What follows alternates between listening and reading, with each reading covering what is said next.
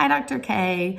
I thought the article, Now What Should I Do for English Language Learners? Reconceptualizing Social Studies Curriculum Designed for ELLs was an excellent article.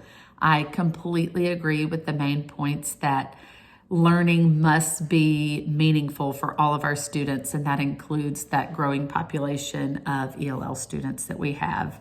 The article talked about how a lot of times in social studies we're teaching just all these unrelated events and topics because we have to teach them, and that's not really a meaningful learning experience for our students. We are, as teachers, required by law, by the Code of Ethics, to teach our standards.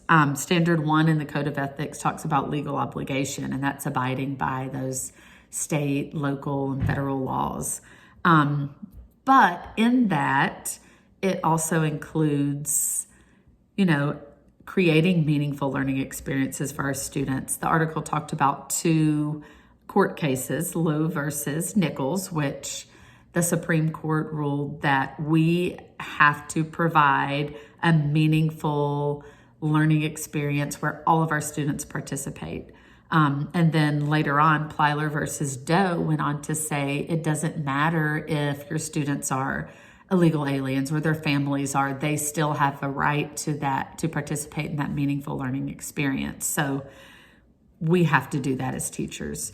And relevance, the article talked about reverse chronological approach, where you're kind of starting with issues and concepts, things that are going on today, and relating them back to things that have happened in the past with inquiry and, kids learning those problem-solving skills and decision-making and being able to kind of connect with things today, with the past, connect with others and their experiences. And that's how we're gonna create these active, citizens that are going to participate in democracy that we want to. I mean, that's our goal in social studies.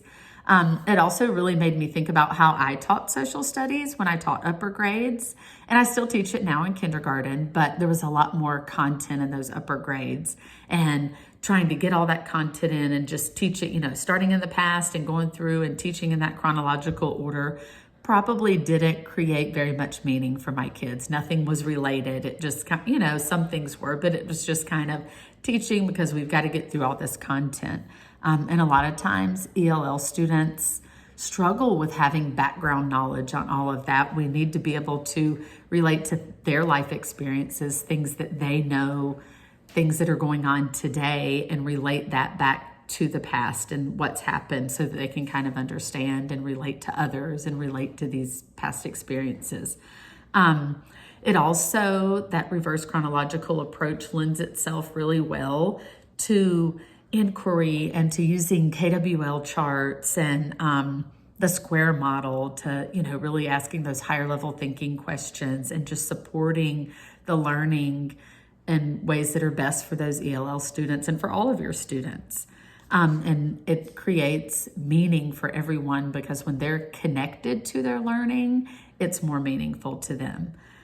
As far as my responsibility and how this article and what it talks about, how it affects me as a teacher, this reverse chronological approach is something I would like to use and put into action in my classroom because it does make so much sense, taking what the kids know, their life experiences, and connecting it to the past and what's happened and, just to their world so that they have a meaningful experience and they have, they're learning more when it's meaningful, they're getting it. I guess one question I have is how to kind of incorporate all of that with so much we have put on us to cover all of the content. We don't have the freedom to always kind of say, well, this isn't quite as important, I'm going to throw this out and spend more time on this, because we are required to teach those standards. And, counties like my county gives us these preformed curriculum guides. Here's what you're going to teach this year. So trying to figure out how to incorporate this model into, what we are required to do. It's definitely something that I want to use because it does make their learning so connected and just gives them that meaningful experience that all students need. So I thought it was a great article, lots to think about and kind of put into action in my classroom.